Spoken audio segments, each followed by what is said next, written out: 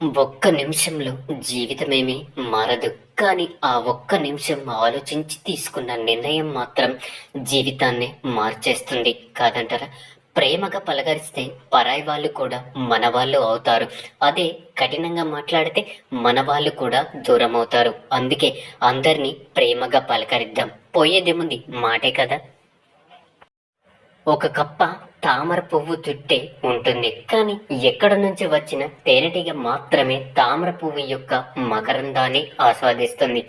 మనం ఎక్కడున్నాం ముఖ్యం కాదు, మనం ఏం చేస్తున్నాం అన్నదే ముఖ్యం.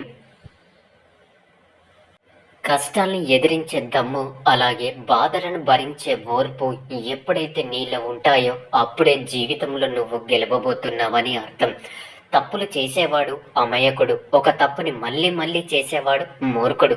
తప్పులు చేయనివాడు చేతకానివాడు. తనకు తెలియకుండా తప్పులు చేసి తనకు తెలిసి ఆ తప్పుని సరిదిద్దుకునేవాడే మనిషి. అర్థమైందనుకుంటా. ఇది కలియుగం కాదు, అవసర యుగం. ఎప్పటి వరకు అయితే మనం ఇతరులకు నచ్చినట్లు బ్రతుకుతామో అప్పటి వరకు చాలా మంచి వాళ్ళం. కానీ ఒక్కసారి మనం నచ్చినట్లు మనం బ్రతకడం మొదలు పెడతామో నిమిషాల్లో చెడ్డవారైపోతాం. చినుకంత అనుమానం కూడా ఏ బంధానికైనా ప్రమాదమే. సముద్రమంత ప్రేమ ఉన్నప్పటికీ ద్వేషానికి, అలాగే దూరానికి అదే మూల కారణం. అనుమానించకండి, అర్థం చేసుకోవడానికి ప్రయత్నించండి. ఏ రాత రాసిన కాగితము తనలో తాను దాచుకుంటుంది. కానీ కొన్ని రాతలు మాత్రమే కాగితాన్ని మనం దాచుకునేలా చేస్తాయి. కొన్ని పరిచయాలు కూడా అంతే. తామరాకు మీద నీటి బొట్టులా జారిపోతూ ఉంటాయి. కొన్ని మాత్రం మనసు పొరల మధ్య నిలిచిపోతూ ఉంటాయి. అవే పరిమళించే పరిచయాలు కాదంటారా? నీ బలం ఎవరికి తెలియకపోయినా బ్రతికేవచ్చు. నీ బలహీనత మాత్రం ఎవరికి తెలియనివ్వకు, బ్రతకనివ్వరు. బలహీనులు మాత్రమే ప్రతీకారం కోరుతారు. బలవంతులు మాత్రమే సహిస్తూ మౌనంగా ఉంటారు. ఇక బుద్ధిమంతులు మాత్రమే జరిగినవి మర్చిపోయి ప్రశాంతంగా జీవిస్తారు.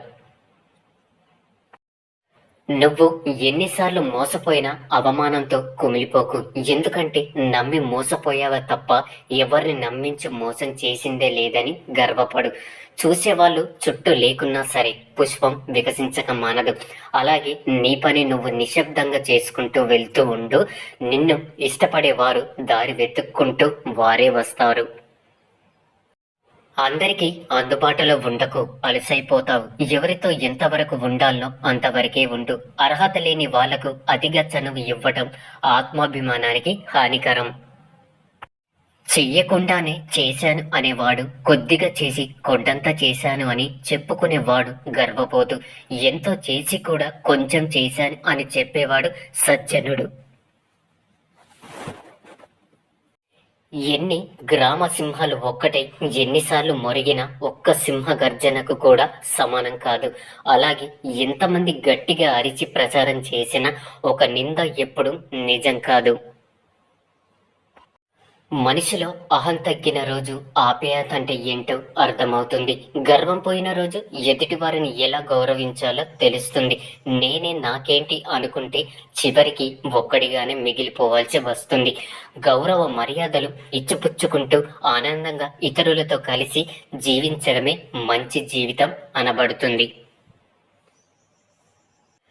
సమర్థుడికి ఎదురు లేదు, అసమర్థుడికి ఎదుగుదల లేదు. కాబట్టి మీరు సమర్థుడిగా ఉంటారో అసమర్థుడిగా ఉంటారో నిర్ణయం మీదే. డబ్బు ఎంత ఉన్నా సంపాదించలేని విలువలు కొన్ని ఉంటాయి. అవి మంచితనం, పరోపకారం, సహృదయత, మానవత్వం లాంటివి. వీటిని మనం అలవర్చుకుంటే ధన్యులం అవుతాం. మనిషిలో ఆశ కూడా మంచితనాన్ని పతనం చేస్తుంది, విఘాతనం కలిగిస్తుంది. కోరికలు తీరకపోయినా ఆనందంగా ఉండాలి. మంచి మార్గాలలో నడవాలి, మంచిని ఆచరించాలి. చేతితో మంచి పనులు చెయ్యాలి, నోటితో మంచి మాటలు మాట్లాడాలి. వీటి వలన ఆనందం కలుగుతుంది.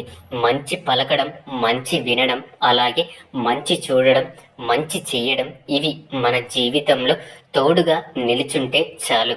మంచితనం అదే మనకు ఆభరణంగా నిలుస్తుంది. దుఃఖం నిండిన అనుభవం నుంచి వీలైనంత తొందరగా బయటపడాలని తప్పిస్తాం. అలాగే ఆనందం నిండిన అనుభవం ఎప్పటికీ మనతోనే ఉండిపోవాలని ఆరాటపడతాం. బాధలోనైనా సుఖంలోనైనా ఆరాటం అన్నది మామూలే. అడిగేవాడు తీరని సందేహాన్ని, తెలియని సమాధానాన్ని అడిగి తెలుసుకోగలడు. అడగని వాడు సమస్యకు భయపడుతూ తెలియని విషయాన్ని ఎప్పటికీ తెలుసుకోలేడు. కష్టాలు నీ శత్రువులు కాదు, నీ బలాన్ని, నీ బలహీనతల్ని నీకు తెలిపే నిజమైన నేస్తాలు. మాట వినపడని వాడు చెవిటివాడు కాదు, మంచి మాట వినిపించుకొని వాడు నిజమైన చెవిటివాడు. అర్థమైందనుకుంటా. పచ్చనోట్లు మనల్ని కాల్చడానికి గంధపు చెక్కలు ఇస్తాయేమో, కానీ మన కోసం కనీసం 2 కన్నీటి బొట్లునైనా రాల్చవు. కాబట్టి డబ్బు ఒక్కదానికే ప్రాధాన్యతనిచ్చి నీ జీవితాన్ని ఆతపాతాళానికి తొక్కేయకు. మనం ఎప్పుడు లోపలికి చూసుకోము, బయటికి చూస్తాం. ప్రతి ఒక్కరు ప్రపంచాన్ని మార్చడానికి సిద్ధపడతారు. మారాల్సింది ప్రపంచాన్ని కాదు, ముందు మనల్ని మనం మార్చుకోవాలి. మనసు ఒక హద్దులేని గుర్రం, బుద్ధి దానిని అదుపు చేసే కళ్యం. దగ్గరైతేనే మనసు కలిసేది, దూరమైతేనే విలువ తెలిసేది. చెడు పనులు చేసి పాపాన్ని మూట కట్టుకోకు, మంచి పనుల కోసం ఖర్చు చేసిన పుణ్యాన్ని పెంచుకో. ఆ పుణ్యమే నీ రాతను మార్చును అని తెలుసుకో. నీవు దాచుకున్నది చెయ్యి జారిపోతుంది, ఇతరులకు ఇచ్చి సహకరించింది నీ ఖాతాలో జమ అవుతుంది. అర్థమైందనుకుంటా. సంతోషం అంటే ఏమిటో తెలియడానికి దుఃఖం ఉండాలి. దుఃఖం లేకపోతే సంతోషంలో ఉన్న గాఢత మన అనుభవంలోకి రాదు.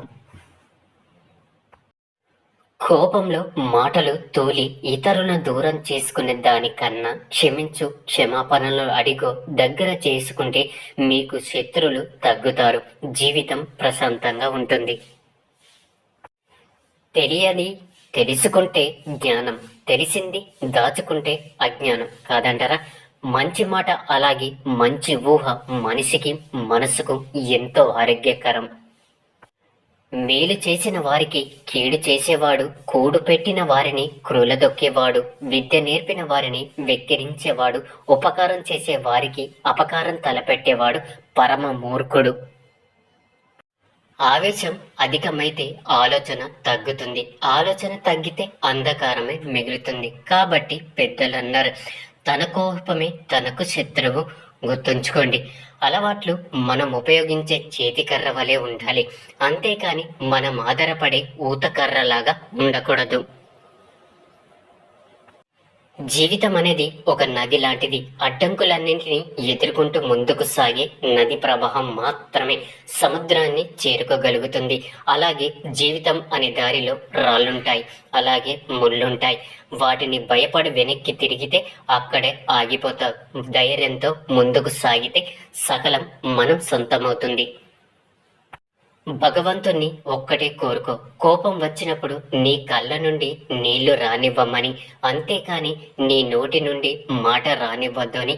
కన్నీటితో మన కోపం పోతుంది, కానీ మాట జారితేనే ఎదుటివారి బాధకి మనం కారణమవుతాం. ఎవరిని నొప్పించకండి, ప్రశాంతంగా జీవించండి, అలాగే ప్రశాంతంగా జీవించనివ్వండి. మనది ఎంత గొప్ప మతమైనా అందరి చూసేది మానవత్వాన్ని. ధనముంటే ధనవంతుడు అంటారు, అదే దానం చేస్తే భగవంతుడు అంటారు. ఇది తెలియక చాలా మంది ధనవంతులుగానే మిగిలిపోయారు కాదంటారా?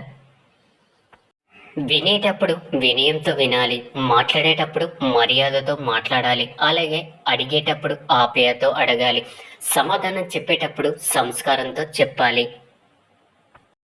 కోపం హద్దులు దాటుతున్నప్పుడు మాటలతో సమాధానాన్ని ఎప్పుడు చెప్పకండి. నీ మౌనానికి మించిన బలమైన సమాధానం మరొకటి లేదు. గుర్తుంచుకోండి. దేనికైతే నువ్వు భయపడి వెనకడుగు వేస్తావో అదే నిన్ను మళ్ళీ మళ్ళీ వెంటాడుతుంది. ఒక్కసారి ఎదురు వెళ్ళి చూడు, ఆ భయమే నీకు భయపడుతుంది. జాగ్రత్తగా ఉండండి, అలాగే ధైర్యంగా ఉండండి.